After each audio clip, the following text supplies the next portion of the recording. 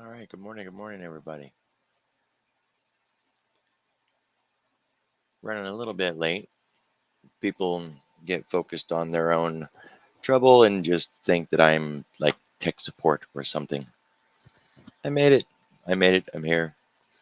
So, what do we normally do? Start with the market watch, come down and look at the things on the list. If you happen to see a bunch of things on your list and just you can't really see what's going on here, the easiest way to get there is just to uncheck everything and then check Econo Day event. Makes it easy to see.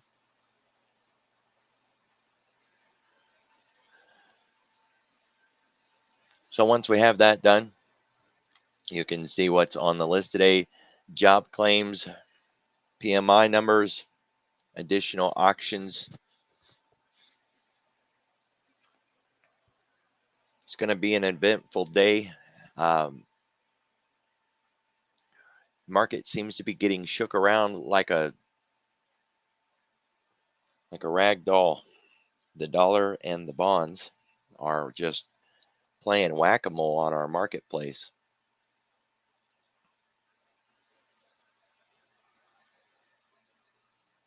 Be careful with those additional auctions today. It's very likely that we won't see a full-on move in the market unless those economic numbers are very clear, right? And I mean no ambiguity whatsoever. If there are very clear numbers, we could see the market escape this range.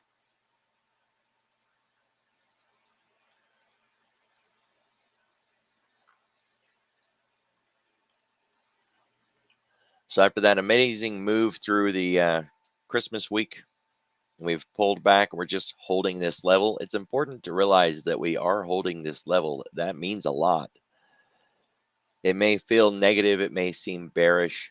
It's not. It's makes perfect sense after the run that we've had. Right, the market's just kind of getting its bearings again. There's no indication that this topping pattern is going to be the end of the run. So we're just looking either for a catalyst, as I said yesterday, a market waiting on a catalyst, or they're all just ready for the new year, right? And we could very likely stay here another day. I'm thinking we're just about done, though. It's unprecedented for the market to go day after day after day after day sideways, right? Obviously, look at this chart. There have been periods in time where we pause and spend a few days going sideways, but um, markets aggregate, right? So you can see that when we were sitting there, it got wider and wider and wider and wider until it finally left. So yeah, we were, tightly wound back in May, and it eventually left the range, and that's what we're going to have here. Now this left the range to the upside. There's, no promise of direction here, only that we're aggregated, we're paused, we're in a range, and eventually we are going to leave that range. So far, it's looking good to the upside, but it's all going to be connected to the economic events of the day today and the dollar. I'm telling you, the dollar and the bond, when these things have been moving yesterday and today, that's what was fueling the move in our market, right? Like when you're looking at the SPY and it suddenly just does something crazy and you're thinking, what the heck was that? The dollar or the bonds. That's what that was. Not always, right? It can be news related, something else entirely. But if you look around in the news and you don't see anything and there's just nothing out there telling you, why did we get this big, massive drop right there? What was that? That was news, by the way. That wasn't the dollar or the bonds. But look at this. Very exaggerated, very extreme moves in the dollar yesterday. One time framing, there was one side to this trade, right? Short side. Nobody went long the dollar. Nobody. Now they were all supposed to be piling in there for the new year, right? They're supposed to be looking at the dollar as a inflation hedge uh, for the new year. For the well, then why are they unwinding? I don't know. I have no idea. But there's a lot of money being unwound of the dollar right now, and I don't know what to do about it. Uh, we also don't know how it's going to impact our market. So, we can look at pivot points and indicators, and bring up the MACD and the pivots and draw head and shoulders patterns and wedges. And but at the end of the day, this market is going to flip or drip, and it's going to be based on the dollar and the bonds or the economic news of the day. So keep that in mind, right? Trade what you have, get your day done, and stand aside as much as possible and let this situation resolve itself so that we get back into a market that's actually making moves. And I had somebody ask me again yesterday why I can't trade this. That's the wrong word. It's the wrong. It's not that I can't trade this, and it's not that I tell people don't trade this. It's the idea that if you are losing more often than you win, quit trying to do the hard stuff. A day like that is harder than a day like this, especially if you're using something like strategy, trade logic, entries based on a particular pattern or a setup, right? Something like a failed flag, a head and shoulders, uh, 5 minute open range breakout, gap close, institutional pivots, initial balance, right? We got all these trade setups that we use. Well, you don't see these trade setups in a day that looks like that, right? So you take all of that work that you've done to learn how to trade any of these, and you don't apply it. You throw it in the trash on a day like this, and you trade something else. But somebody's got some slick mouth out there. So, yeah. If you find these days difficult, guys, if you find them difficult, don't do them. I had someone tell me the other day that they found this difficult. Then don't trade that. If it's difficult for you, do the other thing. Do the easy thing. Don't do the hard thing. For today, we're going to be looking to clear this range to the upside. We're only up at less than 1%, a quarter of a percent, and we have an ADR right now of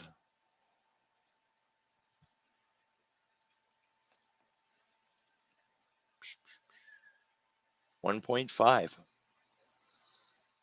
So we got a 1.25% move from our current location, and it would be considered normal. There's a 0.5% move from our current location. We'll call it 820 on the day, since we've already given away half of the day, right? We're 12 hours in. So upside target 4820. And the downside target would first resolve these Globex levels, the lows from today, from yesterday and Tuesday, and then be very careful, be very cautious about this area down here.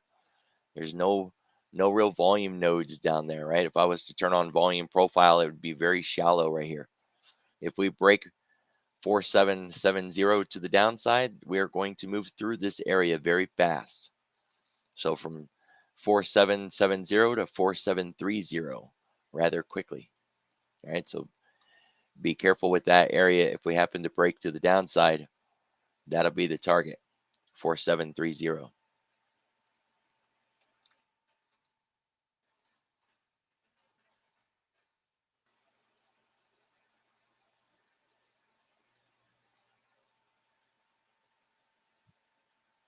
For the NASDAQ, same situation.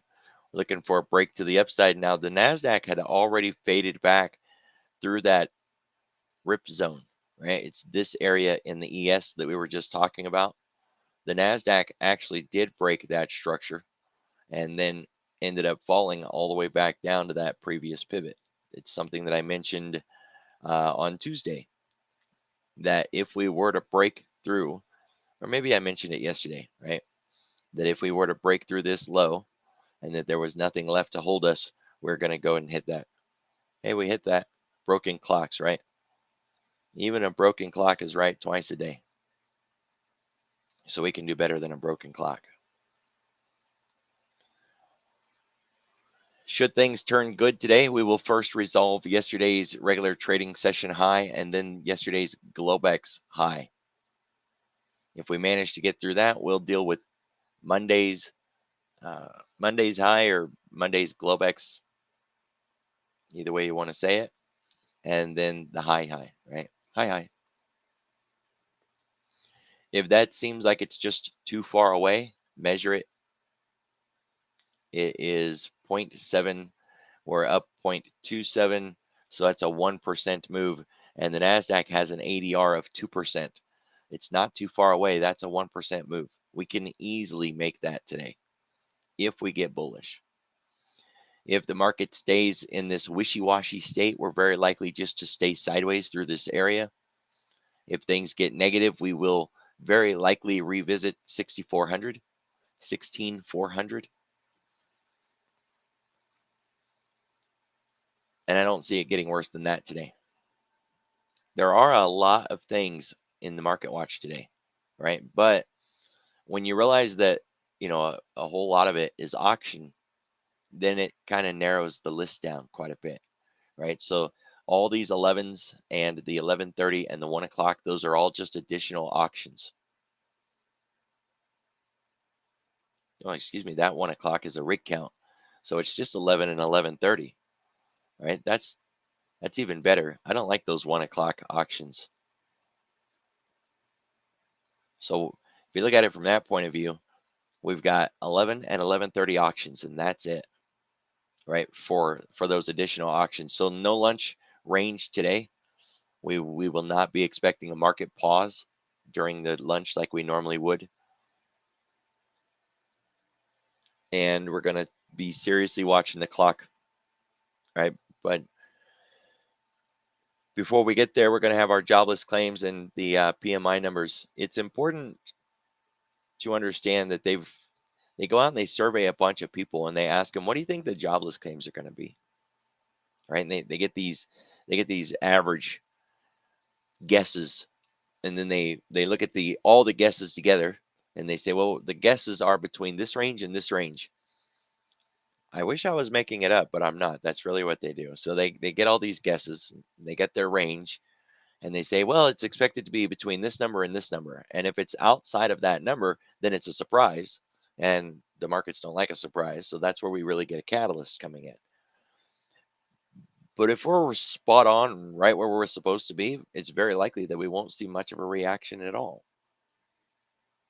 One way that you can find out what the average guess is you can come down to the bot corner, go to bot commands, type in the word calendar, use the exclamation mark, right? That's how you give a bot a command.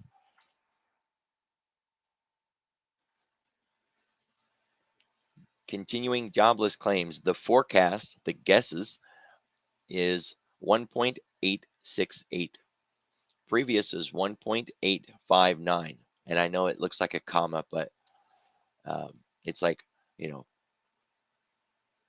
yeah, let it ride. Let it ride. Initial jobless claims 2.8, previous was 2.5.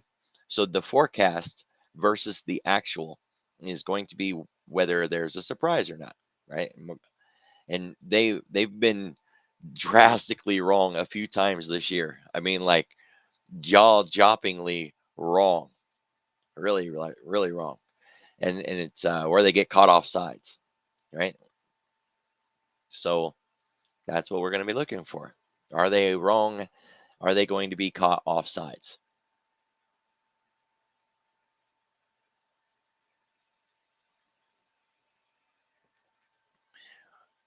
I started the afternoon live streams.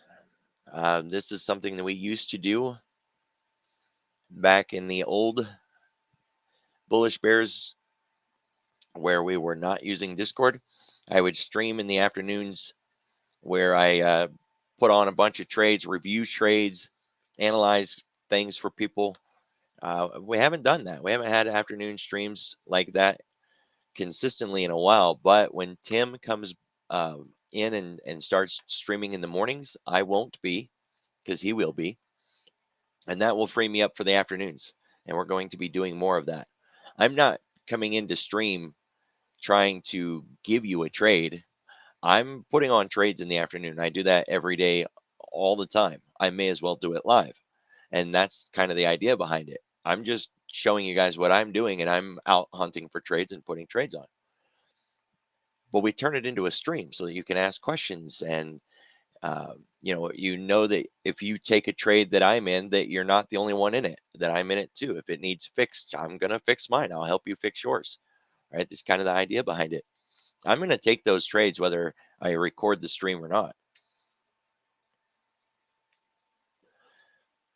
So, you know, once Tim is back, or not back, once Tim is here, we'll be doing more of those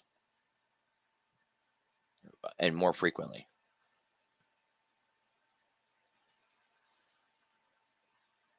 just like we used to do.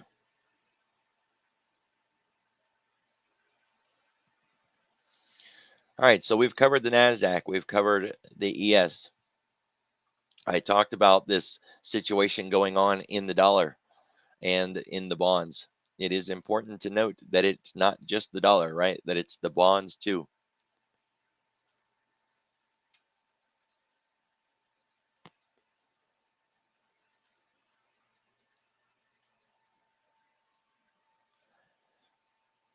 If this starts to turn around and things start moving to the upside, we're going to, in an extreme way, we're going to be feeling a little bit of that pain. We need to just see the bonds hold the range, right? We don't really want to see it do anything. It's the big sweeps and the big moves is where we start to get concerned.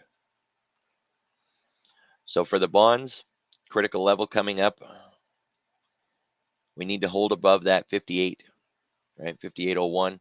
Bonds are red in fractions. So one more point lower. That's all she's got.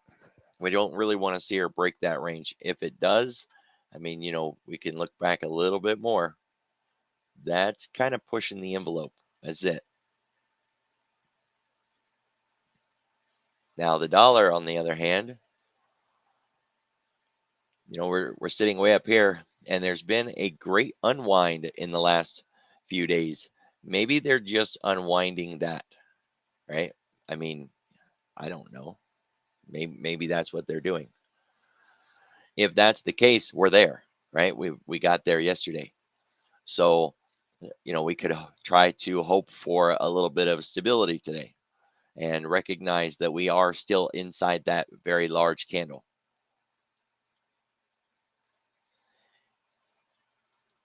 So it seems extreme in the last few days. The moves have been extreme in the last few days. Let's recognize that. We need this to calm down.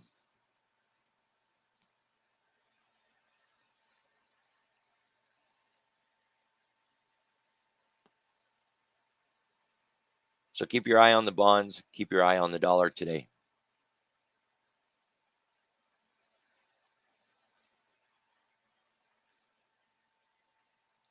There's been a pretty large disconnect between what we've been seeing in the Dow and the Russell compared to the S&P and the Nasdaq. And it's important to recognize it's bifurcated, right? Should they sync, should they all begin to correlate and move in sync together, that's when the market can get very dangerous, up or down, right? It doesn't have to be a downward move, it can be an upward move too. Should they sync when we've been so bifurcated, it could be severe. So just, use the grid. Takes a second to glance at this thing and see where we're at, what's going on, kind of get a grasp for the current situation.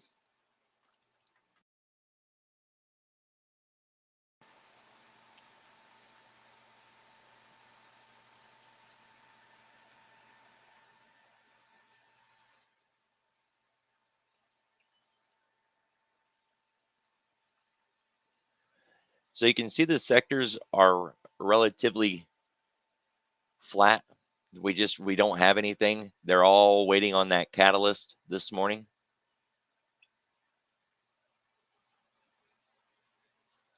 Not a whole lot going on in the EV market.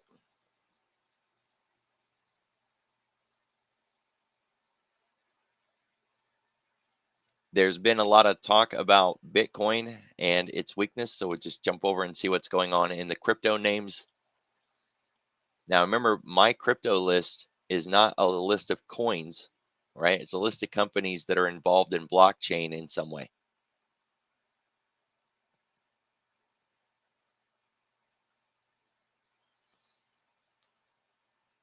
It's looking relatively good.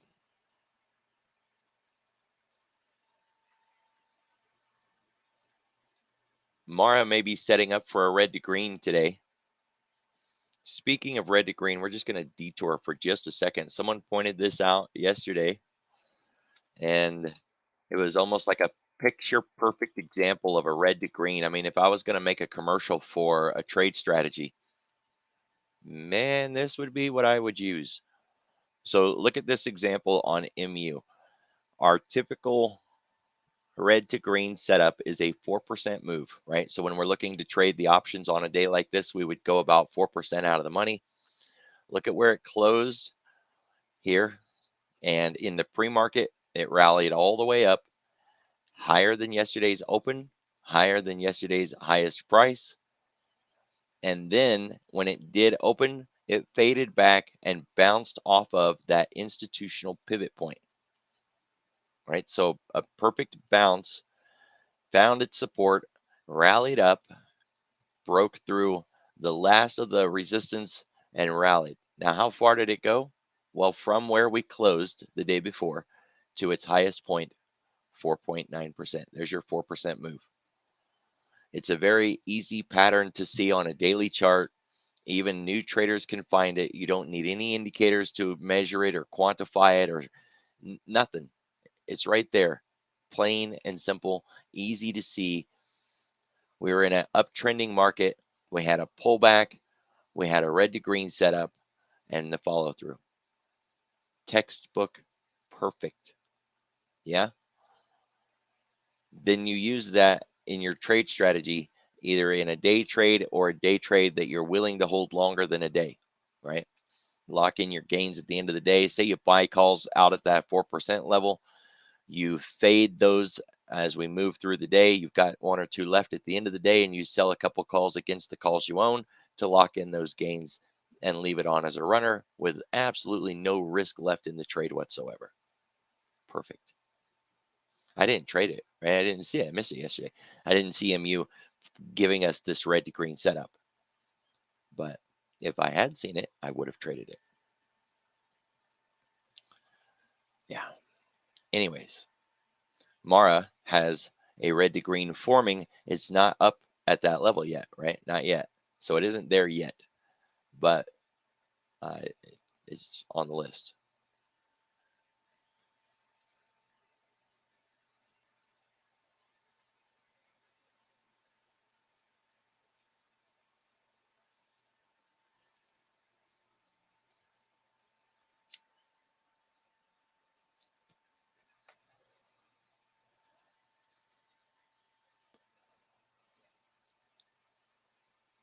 So the marijuana stocks this morning kind of mixed, nothing really standing out.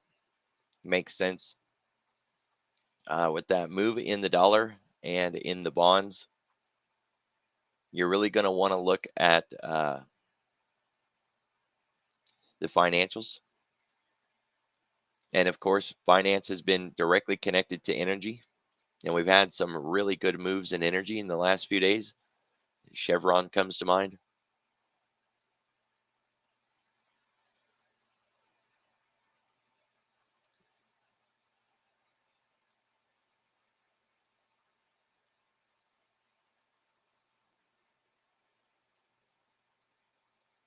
So when you're looking at financials, it helps if you look at what industry and sub industry that they are connected to. So, for an example, when you're on Think or Swim, you can use something like public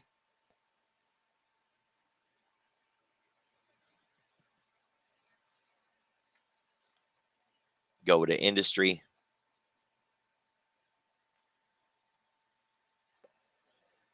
You can select all the financials or you can break it down. Now, one thing that I generally do is use things like the S&P 100, the NASDAQ 100. So then I've got a list of names. I just need to sort them out. Well, if you use the columns, you can load their sector, their industry, and or their sub-industry. That way, when you're looking at finance, it's not just some vague statement of, oh, yeah, finance is up this morning. What finance? Is it credit cards, lending institutions, fintech, right? What is it? So, financials, banks, diversified finance, capital markets, insurance,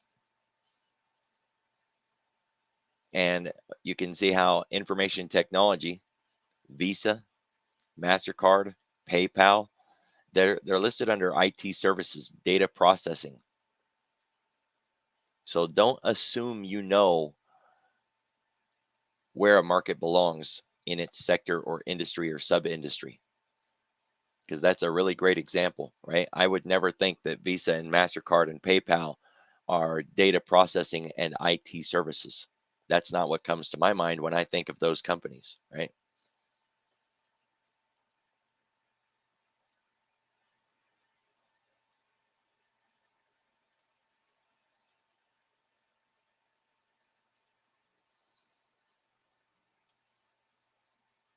With the sectors as flat as they are this morning, we are very likely going to have to rely on our own scanners and watch lists.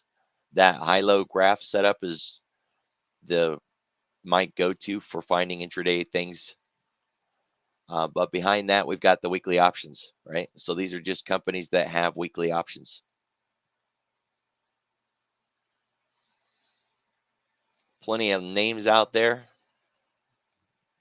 really good moves, great setups. So we don't, it's not like we're stuck flat footed with nothing to trade. Plenty of opportunities.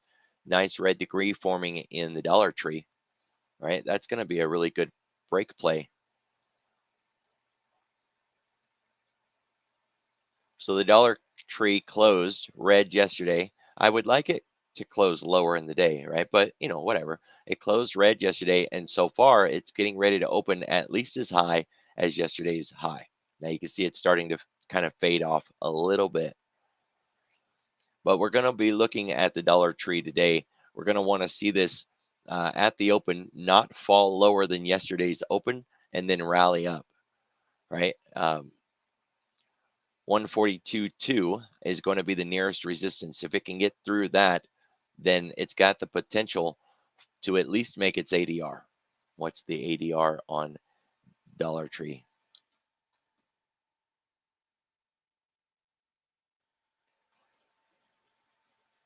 2.2%. So we're going to be looking for it to breach that resistance there and then close somewhere up here. From where it closed yesterday, and it's not looking like a red candle here. I don't know why it looked like a red candle on TrendSpider. That's a 6.5% move. So a 2% move, 2% gets us basically out of the box at the top of the box. So we're going to need to see more than that. It doesn't have a market maker move either. Hmm. Seeing it here, it's not a red to green. There's no setup, right? It didn't close. It's not a red day. I don't know what's up with TrendSpider here.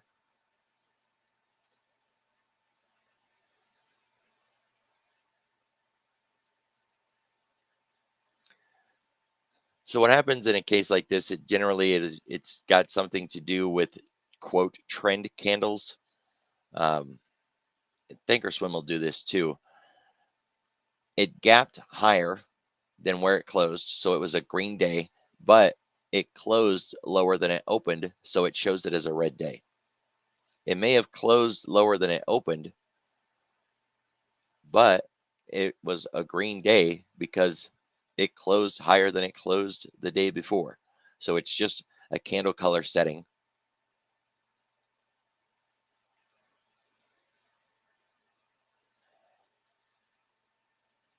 Thinkorswim has that same setup. If you was to go into appearance, instead of choosing candle, you can choose something like candle trend. And then this is exactly what happened. It opened higher than the previous day's close, but it closed lower than it opened. And so it presents as a red candle with, you know, those colors aren't right. But yeah, it'd be that. That's what happened. I guess that's a good reason why bars are so nice, right? You're not even focused on what color the bar is. The bar just gives you, there's your open, there's your close. You can make it whatever color you want. It wouldn't matter. So never mind on Dollar Tree, not a red to green setup.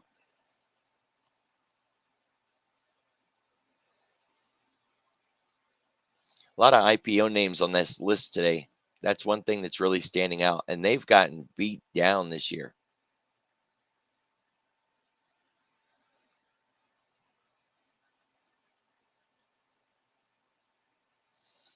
All right, that's what I got for you guys. Be careful, be safe, enjoy your morning. I will try to come in this afternoon, just like I did yesterday, and have a live stream in the Trade Systems channel. We will review the trades that we put on, make any adjustments if any needs to be made, have a discussion about some trade ideas going forward.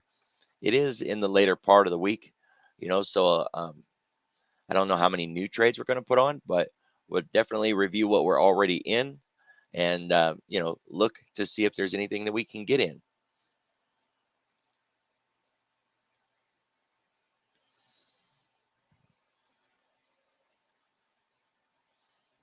So, Inga, when I do these morning briefings, I'm not doing this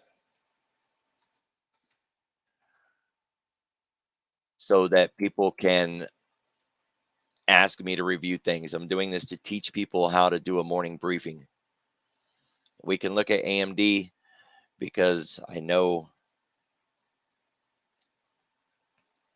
because I seen your question, but normally I wouldn't even look to see if there was a question.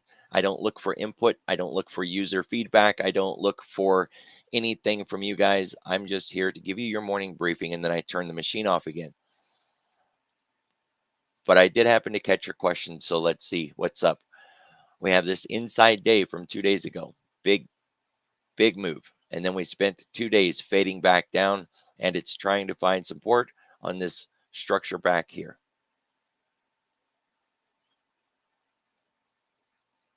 This was the last big day, right? That big candle right there. Everything was inside day, inside day, inside day, and then it broke out. And there's a Busby right there. Right? It broke out, circled back, tagged against it.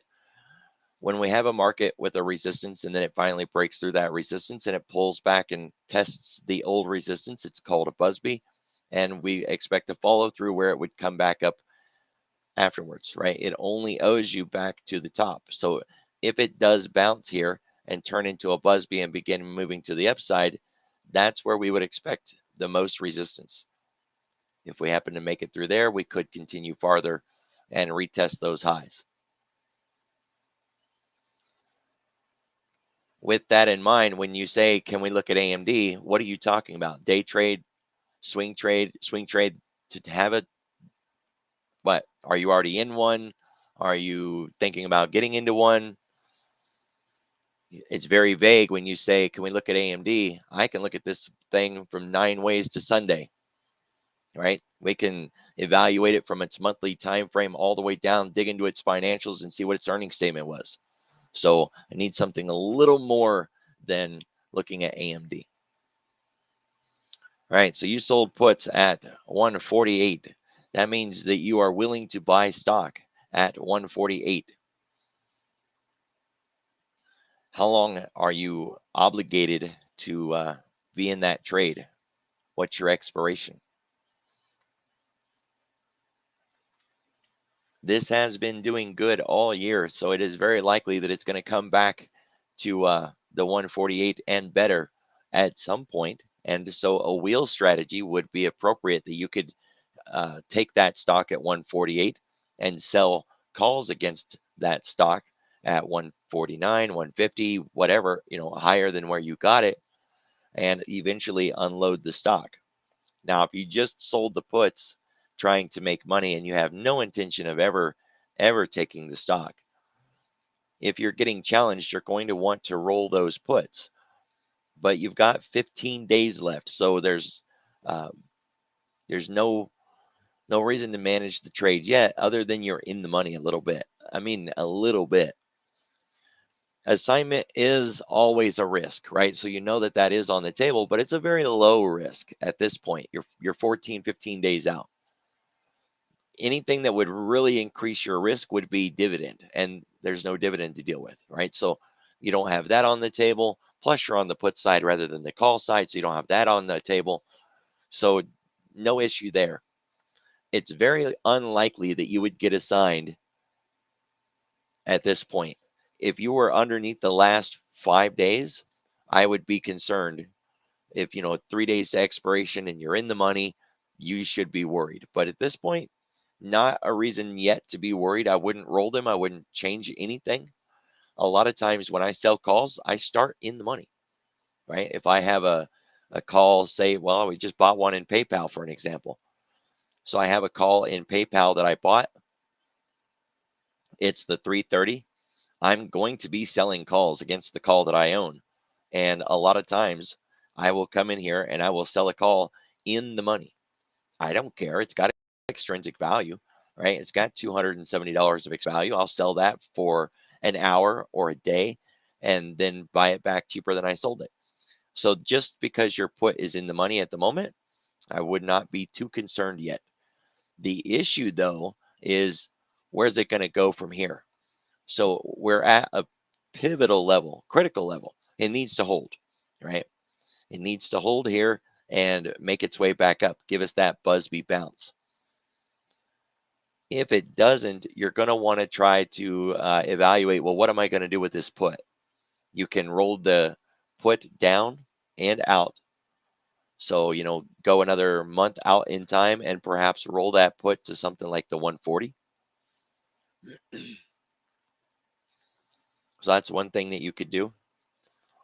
You could convert that naked put into a put debit spread. So suppose AMD just falls like a freaking rock and is on the run, right? Bad news comes out, something, the chip sector crashes, and this thing starts to dump. Just buy a put and turn that naked put into a put debit, right? And that would give you a bearish trade bias. So you've got choices on the table right now. Since you don't mind owning the shares, that's honestly your best scenario, right? That way, we know AMD is a good company. The sector is a good sector. There's a lot of interest in there. There's a lot of activity in there. It's a liquid product. It's an all-around decent company. AMD is the first thing I ever traded. I've got a little sweet spot in my heart for AMD. Take the stock. If you get challenged and AMD does not close above the 148 by expiration, take that stock and sell calls against it anywhere higher than you bought it until the day you finally lose that stock. And that way, in the meantime, you're making money on your investment. All right. Now, there's always an inherent risk of doing that, right? Suppose we had done that and we did it at like 165 and we took stock at 165. Well, we've never been back to that spot since. And, it could take years before we ever got back there. Well, if you take possession at 148 and say we fall down to 130 and we stay at 130 for a few years before we finally rally back up, you could be stuck holding those for a few years. But it does have very costly options. You would be the one selling those costly options. And so you would be able to generate returns until you did finally lose that stock, right? So there's always a little bit of risk, but if you're willing to hold the shares, that's what I would do. I would not adjust that put.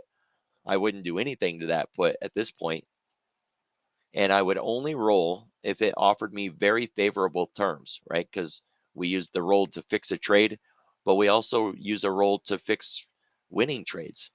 So, if it holds the line here and maybe starts to go up, and you can price a good roll, a roll where you can actually get more money and not increase your risk, then yeah, I would do that. Until then, what's it going to do for today? Well, we definitely need it to hold the line, right? So we faded down yesterday, but it seemed to stabilize, right? It seemed to stabilize in that fall, and it did give us some lower lows after the close, but it gapped back up a little bit. Structurally speaking, it made an exaggerated move. We've kind of flipped over and we're giving it back. It's that Busby shape right now. I wouldn't be too overly concerned yet, right? Not yet. I wouldn't.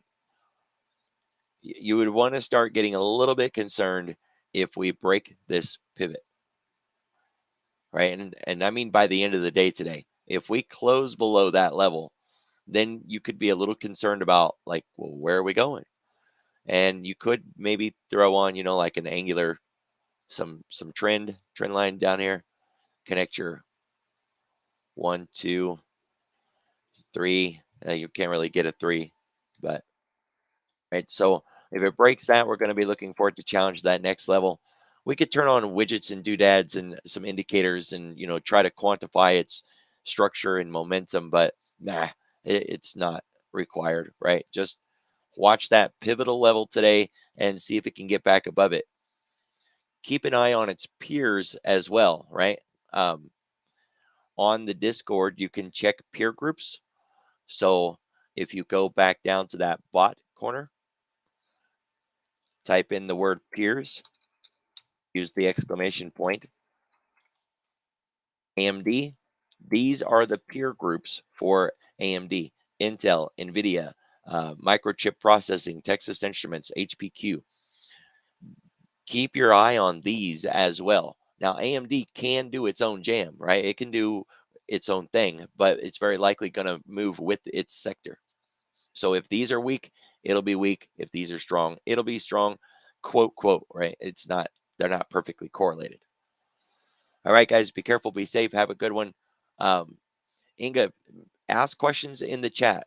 If you got a trade like AMD, and all of you guys, if you got a trade like that, you want a review, you want some reassurance, some understanding of what's going on, talk to us in this chat. Talk to us. We're here. We're here to help. We're here to chat with you, to communicate, to hang out. So when you've got something like AMD or what Inga needed a review of, guys, throw it out there. If it's not me, it'll be Dan or Tim or somebody. Somebody will help, right?